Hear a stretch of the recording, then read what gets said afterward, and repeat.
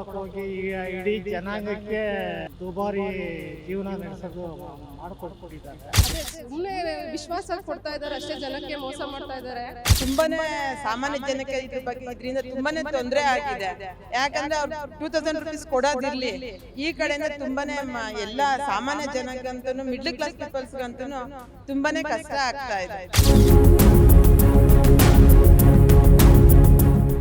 ನಮಸ್ತೆ ವೀಕ್ಷಕರೇ, ಇವತ್ತಿನಿಂದ ಏಪ್ರಿಲ್ 1 ಹೊಸ ಆರ್ಥಿಕ ವರ್ಷ ಆರಂಭ. ಜೊತೆಗೆ ದುಬಾರಿ ದುನಿಯಾ ಕೂಡ ಏನು ಸ್ಟಾರ್ಟ್ ಆಗಿದೆ ಅಂತಾನೆ ಹೇಳ್ಬೋದು. ಯಾಕಂತಂದ್ರೆ ಸರ್ಕಾರ ಬಜೆಟ್ನ ನಂತರ ಒಂದಾದ ಮೇಲೆ ಒಂದು ಬೆಲೆ ಏರಿಕೆ ಅಂತಂದ್ರೆ ಇವತ್ತಿನಿಂದ ಹಾಲಿನ ದರ ಇರ್ಬೋದು, ವಿದ್ಯುತ್ ದರ ಇರ್ಬೋದು, ATM, ಟೋಲ್, ಹೊಸ ಏನು ವಾಹನವನ್ನು ಪರ್ಚೇಸ್ ಮಾಡ್ತೀನಿ ಅಂತಂದ್ರೆ ಅದರ ದರ ಇರ್ಬೋದು, ಪ್ರತಿಯೊಂದು ಅಫಿದಾಬತ್ ಇರ್ಬೋದು, ಪ್ರತಿಯೊಂದರ ದರ ಕೂಡ ಏರಿಕೆ ಆಗಿರುವಂಥದ್ದು. ಇದು ಜನಸಾಮಾನ್ಯರಿಗೆ ಸಾಕಷ್ಟು ಹೊರೆ ಆದ್ರೂ ಸರ್ಕಾರ ಈ ರೀತಿಯಾದಂಥ ನಿರ್ಧಾರವನ್ನು ಕೈಗೊಂಡಿದೆ. ಇದನ್ನು ಇವತ್ತಿನಿಂದ ಜಾರಿ ಕೂಡ ಮಾಡಿದೆ. ಹಾಗೆಯೇ ಒಂದು ರೀತಿಯಲ್ಲಿ ಇವತ್ತಿನಿಂದ ದುಬಾರಿ ದುನಿಯಾ ಅಂತಲೇ ಹೇಳ್ಬೋದು, ದುಬಾರಿ ಜೀವನವನ್ನು ನಡೆಸಬೇಕಾದಂಥ ಪರಿಸ್ಥಿತಿ ಬಂದಿದೆ.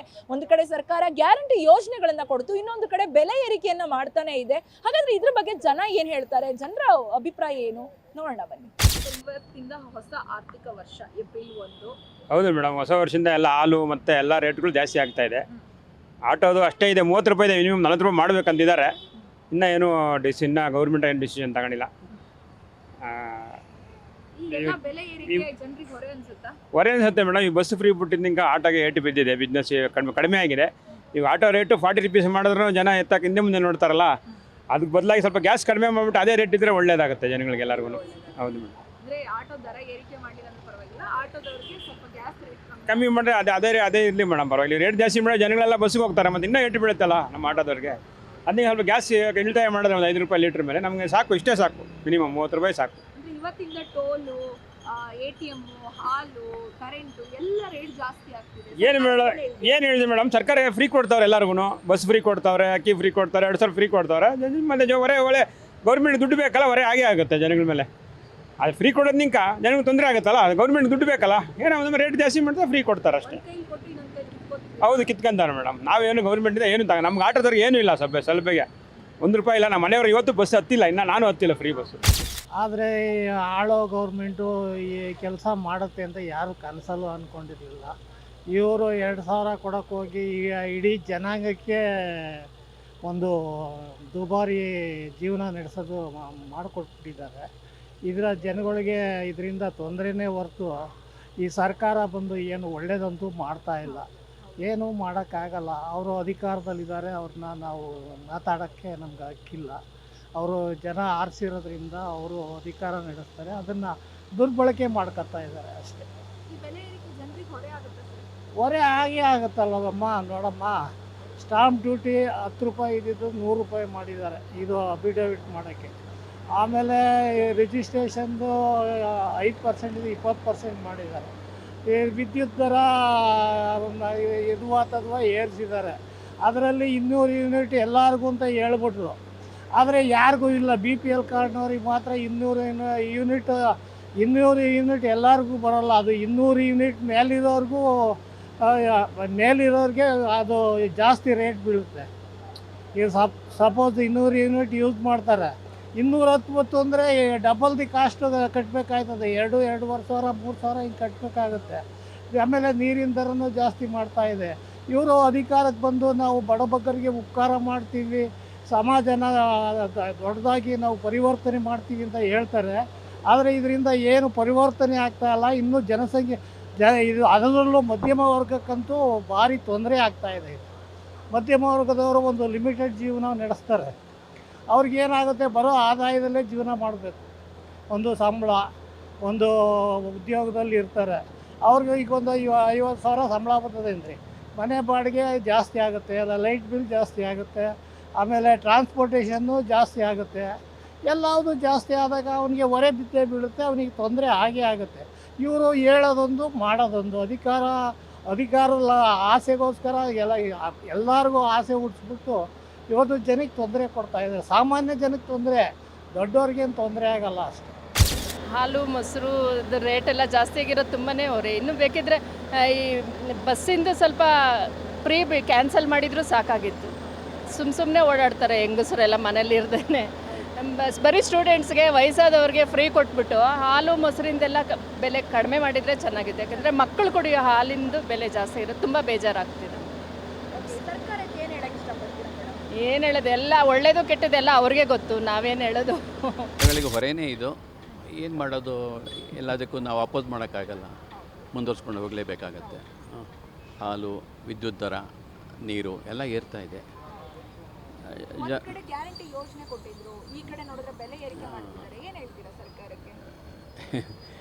ಇದು ಅವರು ಮಿನಿಸ್ಟರ್ಸೇ ಅರ್ಥ ಮಾಡ್ಕೋಬೇಕು ಇದನ್ನೆಲ್ಲ, ಇದೇನು ಮಾಡೋದು ಅಂತ.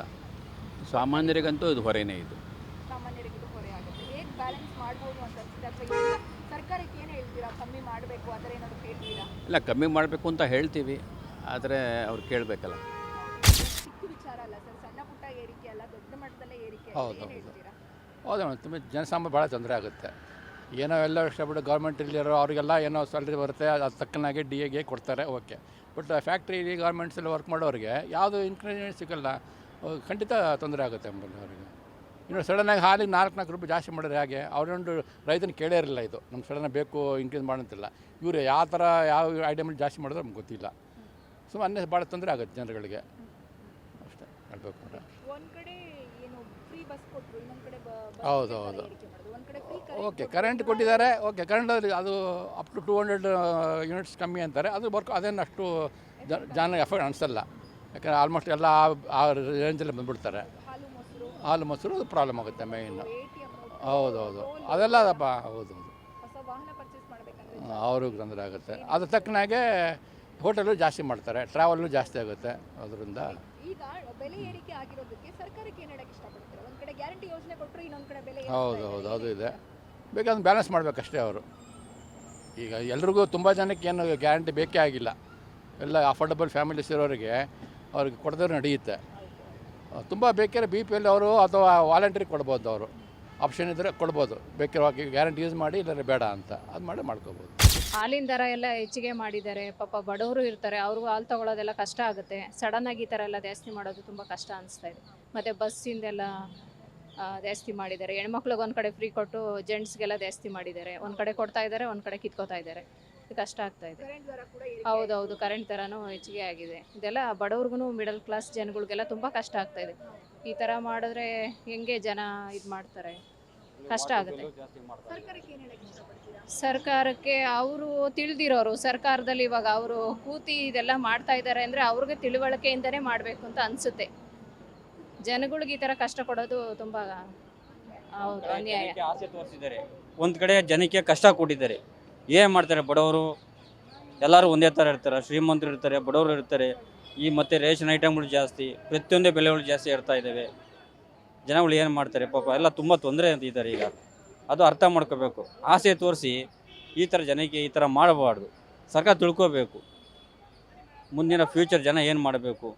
ಇವತ್ತಿನ ಸಂಬಳ ಏನಿರುತ್ತೆ ಜನಕ್ಕೆ, ಸಂಬಳ ಜಾಸ್ತಿ ಕಂಪ್ನಿ ಸಂಬಳ ಜಾಸ್ತಿ ಕೊಡ್ತಾರೆ. ಹಾಗೆ ತುಂಬ ತೊಂದರೆ ಇದೆ, ಸರ್ಕಾರ ಅರ್ಥ ಮಾಡ್ಕೋಬೇಕು. ಒಟ್ಟಿನಲ್ಲಿ ಈ ಬೆಲೆ ಏರಿಕೆ ಅಥವಾ ದರ ಏರಿಕೆ ಜನರಿಗೆ ಹೊರೆ ಅನ್ಸುತ್ತೆ ಸರ್? ತುಂಬ ಹೊರೆ ಮೇಡಮ್, ಪಾಪ ಎಲ್ಲ ಜನಕ್ಕೆ ತುಂಬ ಕಷ್ಟ ಆಗಿದೆ.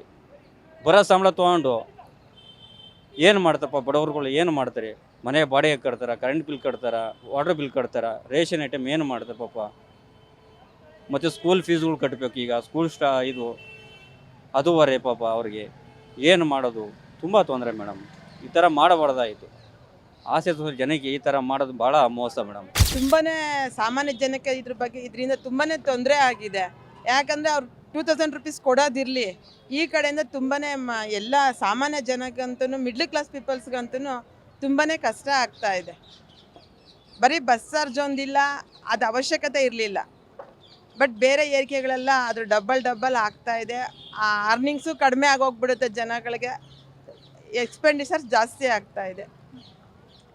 ಇದೆಲ್ಲ ಒಟ್ಟಿನಲ್ಲಿ ಜನರಿಗೆ ಹೊರೆ ಆಗುತ್ತೆ. ತುಂಬ ಕಷ್ಟ ಆಗ್ತಾ ಇದೆ, ತುಂಬ ಕಷ್ಟ. ಸರ್ಕಾರಕ್ಕೆ ಏನು ಹೇಳಕ್ಕೆ ಇಷ್ಟಪಡ್ತೀರಾ? ಇದಕ್ಕೆ ಆರ್ಥಿಕ ತಜ್ಞರಂತ ಇರುತ್ತೆ, ಏನಕ್ಕೆ ಈ ಥರ ಡಿಸಿಷನ್ ತಗೋತಾ ಇದ್ದಾರೋ ಗೊತ್ತಿಲ್ಲ. ಜನಸಾಮಾನ್ಯರಿಗೆ ಗೊತ್ತಾಗುತ್ತೆ ಅಂತಂದಮೇಲೆ ಇನ್ನು ಅಂಥ ವ್ಯಕ್ತಿಗಳಿಗೆ ಗೊತ್ತಾಗಲೇಬೇಕಿತ್ತು. ಯಾಕೆ ಗೊತ್ತಾಗ್ತಾ ಇಲ್ವೋ ಗೊತ್ತಿಲ್ಲ. ಅವ್ರು ಯಾವ ಥರ ಎಸ್ಟಿಮೇಟ್ ಹಾಕ್ಕೊಂಡು, ಯಾಕಂದ್ರೆ ಬೇಕಾದಷ್ಟು ಆರ್ಥಿಕ ತಜ್ಞರು ಇರ್ತಾರೆ, ಅವ್ರ ಸಲಹೆಗಳನ್ನ ತೊಗೊಂಡು ಈ ಥರ ಎಲ್ಲ ಡಿಸಿಷನ್ ತೊಗೋಬೋದು. ಯಾಕೆ ತೊಗೋತಾ ಇಲ್ವೋ ಗೊತ್ತಿಲ್ಲ. ಎಲ್ಲ ಅವ್ರವ್ರ ಅನುಕೂಲಕ್ಕೆ ತಕ್ಕಂತೆ ಅವ್ರವ್ರು ಮಾಡ್ಕೋತಾ ಇದ್ರೆ ಸಾಮಾನ್ಯ ಜನದ ಬಗ್ಗೆ ಅಭಿಪ್ರಾಯಗಳು ತುಂಬಾ ಕಡಿಮೆ ಇದೆ. ಅಂದರೆ ಎಲ್ಲ ಬಡವ್ರ ಬಗ್ರು ಎಲ್ಲ ಇರ್ತಾರೆ ಮೇಡಮ್. ಆಗಿರ್ಬೇಕಾದ್ರೆ ಕೆಲವು ತೊಗೊಳಕ್ಕಾಗುತ್ತೆ, ಕೆಲವು ತೊಗೊಳಕ್ಕಾಗಲ್ಲ. ಸಡನ್ ಆಗಿದ್ದು ಯಾಕಂದ್ರೆ ಕೂಲಿ ಕೆಲಸ ಮಾಡೋರು ಇರ್ತಾರೆ. ಗೌರ್ಮೆಂಟ್ ಎಂಪ್ಲಾಯಿ ಅಂದರೆ ಇಂಕ್ರಿಮೆಂಟ್ಗಳಾಗ್ತಾ ಇರುತ್ತೆ. ಪ್ರೈವೇಟ್ನವ್ರಿಗೆ ಏನೂ ಆಗಲ್ಲ. ಅವ್ರಿಗೆ ಏನಾದ್ರು ಸೌಲಭ್ಯಗಳು ಇದು ಮಾಡಬೇಕು. ಆಗಿರ್ಬೇಕಾದ್ರೆ ಏನೂ ಇದಿರಲ್ಲ ಫೆಸಿಲಿಟಿಗಳು. ಕೆಲವ್ರು ಮನೆಯಲ್ಲೂ ಇರ್ತಾರೆ, ಅಂಥವ್ರಿಗೆಲ್ಲ ಪ್ರಾಬ್ಲಮ್ ಆಗ್ತಾಯಿದೆ. ಇವಾಗ ಸಿದ್ದರಾಮಯ್ಯ ಅವರು 5 ಬೇಡಿಕೆಗಳು ಕೊಟ್ಟರು, ಬಟ್ ಈ ಥರ ಎಲ್ಲ ಹೆಚ್ಚಿಗೆ ಮಾಡ್ತಾ ಇದ್ದಾರೆ ಅಂತ ಹೇಳಿ ಜನಗಳಿಗೆಲ್ಲ ಆತಂಕ ಬಂದಿದೆ ಅಷ್ಟೇ. ಅದೇ ಪ್ರಾಬ್ಲಮ್ಗಳು ಇದೆ. ಹೊರೆ ಆಗ್ತಾ ಇದೆ ಮೇಡಮ್, ತುಂಬಾ ಹೊರೆ ಆಗ್ತಾ ಇದೆ. ಯಾಕಂತಂದರೆ ಎಂಥವ್ರು ಇವಾಗ ದಿವಸ ಹಾಲು ಮೊಸರು ಇದೆಲ್ಲ ಕುಡಿಲೇಬೇಕು, ತಿನ್ನಲೇಬೇಕು. ಅದೇ ತಾನೇ ಜಾಸ್ತಿ ಆಗ್ತಾ ಇರೋದು. ಬೇರೆ ಏನೇ ಜಾಸ್ತಿ ಆದ್ರೂ ತಡ್ಕೋಬೋದು. ಒಡವೆ ಗಿಡವೆ ಇಲ್ಲ ಅಂದ್ರೂ ತಿನ್ನೋ ಆಹಾರಗಳಲ್ಲಿ ಕಡಿಮೆ ಇರಬೇಕು, ಬಟ್ ಅದೇ ಜಾಸ್ತಿ ಆಗಿದೆ ಮೇಡಮ್. ದರಗಳು ತುಂಬ ಜಾಸ್ತಿ ಆಗ್ತದೆ, ಎಲ್ಲ ವಿಷಯದಲ್ಲಿ ಆಗ್ತಾಯಿದೆ. ನೋಡಿ, ಮೆಟ್ರೋದಲ್ಲಿ ಸುಲಭ ಇದೆ ಅಂತ ಅಂದ್ಕೊಂಡಿವಿ, ಅಲ್ಲಿ ಡಬಲ್ ಮಾಡಿಬಿಟ್ಟಿದ್ದಾರೆ. ಸೊ ಮೆಟ್ರೋದಲ್ಲೂ ನಮಗೆ ಹೋಗೋಕ್ಕಾಗಲ್ಲ. ಅಲ್ಲಿ ಪೆಟ್ರೋಲ್ ದುಡ್ಡನ್ನು ಜಾಸ್ತಿ ಮಾಡಿದ್ದಾರೆ. ಮತ್ತು ಬಸ್ ಫ್ರೀ ಅಂದ್ಬಿಟ್ಟಿದ್ದಾರೆ ಲೇಡೀಸ್ಗೆ. ಒಂದೊಂದು ಕಡೆ ಬಸ್ಸಸ್ಸೇ ಇರಲ್ಲ. ಸೊ ಎಲ್ಲದರಲ್ಲೂ ಕಷ್ಟ ಆಗ್ತಾಯಿದೆ. ಎಲ್ಲ ದರ ಇರ್ತದೆ, ಯಾವುದೊಂದೂ ಕಡಿಮೆ ಅಂತ ಇಲ್ಲ. ಹಾಲಿಂದು ಆಗ್ತಾಯಿದೆ, ಕರೆಂಟ್ ಬಿಲ್ಲು ಈಗ 1 ಯೂನಿಟ್ಗೆ 30 ರೂಪಾಯಿನೂ ಜಾಸ್ತಿ ಮಾಡ್ತೀನಿ ಅಂದಿದ್ದಾರೆ. ಸೊ ಅದಕ್ಕೆಲ್ಲ ನಮಗೆ ತುಂಬಾ ಕಷ್ಟ ಆಗುತ್ತೆ. ಸ್ಕೂಲ್ ಫೀಸ್ಗಳು ಕಟ್ಕೊಂಡು ತರಕಾರಿಗಳು ತಗೋಬೇಕು, ಮನೇಲಿ ಅಡುಗೆ ಮಾಡಬೇಕಂದ್ರೆ ಯೋಚನೆ ಮಾಡಬೇಕಾಗತ್ತೆ ಏನಪ್ಪ ಅಂತ. ತುಂಬ ಪರಿಸ್ಥಿತಿ ಹಾಳಾಗಿದೆ ನಮ್ಮದೆಲ್ಲನೂ. ತುಂಬ ಕಷ್ಟ ಆಗ್ತದೆ. ಒಂದು ಕಡೆ ಫ್ರೀ ಕೊಟ್ಬಿಟ್ಟು ಇನ್ನೊಂದು 10 ಕಡೆ ಜಾಸ್ತಿ ಮಾಡಿಬಿಟ್ಟಿದ್ದಾರೆ. 10 ಅಲ್ಲ 100ರಷ್ಟು ಜಾಸ್ತಿ ಮಾಡ್ತಾ ಇದ್ದಾರೆ. ಒಂದು ಪದಾರ್ಥ ಕಡಿಮೆ ಮಾಡಿ 100 ಪದಾರ್ಥಗಳು ಜಾಸ್ತಿ ಮಾಡ್ತಾ ಇದ್ದಾರೆ. ಇದರಿಂದ ತುಂಬಾ ನಷ್ಟ ಆಗುತ್ತೆ ನಮಗೆ. ಆದರೆ ಲೀಡ್ರುಗಳು, ಈ ಪಾಲಿಟಿಷಿಯನ್ಸ್ ಎಲ್ಲ ಅವ್ರವ್ರದ್ದು ಒಳ್ಳೇದು ಮಾಡ್ಕೋಬೇಕಂತಂದ ಅಂದ್ಬಿಟ್ಟು ಅವ್ರಿಗೆ ಎಲ್ಲ ಕಮಿಷನ್ಗಳು ಎಲ್ಲ ಅವರೇ ತಿಂತಾ ಇದ್ದಾರೆ. ಇಷ್ಟವರೆಗೆ ಇನ್ನೂ BBMP ಎಲೆಕ್ಷನ್ಸು ಮಾಡಲಿಲ್ಲ. ಅದು ಮಾಡಬೇಕಾಗಿತ್ತು, ಅವ್ರು ಮಾಡ್ತಾ ಇಲ್ಲ. ಯಾಕಂದರೆ ರೋಡ್ಗಳು ಹಾಕ್ತೀವಿ ಅಂತಾರೆ, ಬಿಲ್ ಮಾಡ್ತಾರೆ, ದುಡ್ಡು ತೊಗೊಳ್ತಿದ್ದಾರೆ. ಎಲೆಕ್ಟ್ರಿಸಿಟಿ ಅದೇನೋ ಮಾಡ್ತೀವಿ ಅಂತಾರೆ, ಅಲ್ಲಿ ದುಡ್ಡು ತೊಗೊಳ್ತಿದ್ದಾರೆ. ಯಾವ ಕಡೆ ಅವ್ರು ದುಡ್ಡು ತೊಗೊಳ್ಳಿಲ್ಲ ಅಂತ ನಮಗೆ ಗೊತ್ತಿಲ್ಲ, ಎಲ್ಲ ಕಡೆ ತೊಗೊಳ್ತಿದ್ದಾರೆ. ಅವ್ರು ಏರಿಕೆ ಮಾಡ್ತಾ ಇದ್ದಾರೆ, ಯಾಕಂದರೆ ಅವ್ರಿಗೆ ಬೇಕಲ್ವಾ. ಅದೇ ಒಂದು ಕಡೆ ಫ್ರೀ ಮಾಡಿಬಿಟ್ಟು ಇನ್ನೊಂದು ಕಡೆ ಅವ್ರ ಕಮಿಷನ್ ಅವ್ರು ತೊಗೊಂಡ್ಬಿಡ್ತಾ ಇದ್ದಾರೆ. ಸೊ ಇದನ್ನು ಮಾಡೋಕ್ಕೆ ಆಗ್ತಾಯಿಲ್ಲ, ಅವ್ರಿಗೆ ಯೋಗ್ಯತೆ ಇಲ್ಲ. ಈ ಬಸ್ ಫ್ರೀ ಏನು ಮಾಡಿದ್ದಾರೆ, ವಾಟರ್ ಏನು ಫ್ರೀ ಮಾಡಿದರೆ, ಇವನ್ನೆಲ್ಲ ಅವ್ರಿಗೆ ಆಡಳಿತ ಕಷ್ಟ ಆಗ್ತದೆ. ಅವ್ರಿಗೆ ಜ್ಞಾನ ಇಲ್ಲ ಯಾವ ಥರ ಮಾಡಬೇಕು, ನಮ್ಮ ಟ್ಯಾಕ್ಸ್ ಅಮೌಂಟ್ನ ಯಾವ ಥರ ಮೇಂಟೈನ್ ಮಾಡಿಬಿಟ್ಟು ಯಾವ ಥರ ಫ್ರೀ ಬೀಸ್ ಕೊಡ್ಬೋದಂತ ಅವ್ರಿಗೆ ಏನೂ ಜ್ಞಾನ ಇಲ್ಲ. ಬರೇ ಒಂದು ಏನಂದ್ರೆ ಅವ್ರಿಗೆ ಅವ್ರು ಚೆನ್ನಾಗಿರಬೇಕು, ಅವ್ರು ಹೆಂಗಾದ್ರೂ ಕಮಿಷನ್ ತಿನ್ನಬೇಕು. ಹೈಯೆಸ್ಟ್ ಕಮಿಷನ್ ತಿನ್ನೋರು ನನ್ನ ಪಾರ್ಟಿನೇ ಇರಬೇಕಂತ BJPಗೂ ಇದೆ, ಕಾಂಗ್ರೆಸ್ಗೂ ಇದೆ. ಅವ್ರು ಏನಂದ್ರೆ ನಾವು ಹೈಯೆಸ್ಟ್ ಕಮಿಷನ್ ತೊಗೊಂಡು ನಾವು ತಿನ್ನಬೇಕು, ನಮ್ಮ ಹತ್ರ ಬಡ್ಜೆಟ್ ಜಾಸ್ತಿ ಇರಬೇಕು, ನಾವೇ ಚೆನ್ನಾಗಿರಬೇಕು. ಅವ್ರು ರೋಡಲ್ಲಿ ಓಡಾಡ್ತಾರ, ಅವ್ರ ಕಾರ್ಗಳಲ್ಲಿ ಓಡಾಡ್ತಾರೆ, AC ನಲ್ಲಿ ಓಡಾಡ್ತಾರೆ. ಅವ್ರಿಗೇನು ಗೊತ್ತಾಗತ್ತೆ ನಮ್ಮ ಜನಸಾಮಾನ್ಯದ. ಅವ್ರನ್ನ ಫೂಲ್ ಮಾಡ್ತಿದ್ದಾರೆ, ಜನರನ್ನ ಫೂಲ್ ಮಾಡಿಬಿಟ್ಟು ಇವರು ಚೆನ್ನಾಗಿ ಆಗ್ತಾ ಇದ್ದಾರೆ. ಆದರೆ ನಮ್ಮ ಜನರಿಗೆ ತುಂಬ ಜನಕ್ಕೆ ಗೊತ್ತಾಗ್ತಿಲ್ಲ. ಎಲೆಕ್ಷನ್ ದಿವಸ ಏನು ದುಡ್ಡು ಕೊಡ್ತಾರೆ ಅದು ಕಾಯ್ತಾ ಇರ್ತಾರೆ. 5 ವರ್ಷ ಕಾಯ್ದು ಬಿಟ್ಟು ಆ ದುಡ್ಡುಗೋಸ್ಕರ. ಆದರೆ ಈ ಪಾಲಿಟಿಷಿಯನ್ ಮಾಡ್ತಾ ಇರೋದು ತಾಂತ್ರಿಕ ಕೆಲಸ, ಕಂತ್ರಿ ಕೆಲಸ ಜನರಿಗೆ ಗೊತ್ತಾಗ್ತಾ ಇಲ್ಲ. ಪಾಪ ನಾವೆಲ್ಲ ನಮಗೇನು ಅವ್ರು ಏನು ಮಾಡ್ತಾರೆ ಗೊತ್ತಾದರೂ ನಮ್ಮ ಕೈನಲ್ಲಿ ಏನೂ ಇಲ್ಲ ಅವ್ರನ್ನೇನಾದರೂ ಮಾಡಬೇಕಂತಂದರೆ. ಖಂಡಿತ ಹೊರೆ ಆಗುತ್ತೆ. ಯಾಕಂದರೆ ಸಾಮಾನ್ಯ ಜನಕ್ಕೆ ಬಳಕೆ ಮಾಡೋದೇ ಹಾಲು ಮೊಸರು ಇತ್ಯಾದಿ ಆಗಿರೋದ್ರಿಂದ ಖಂಡಿತ ಸಾಮಾನ್ಯ ಜನಕ್ಕೆ ಹೊರೆ ಆಗೇ ಆಗುತ್ತೆ.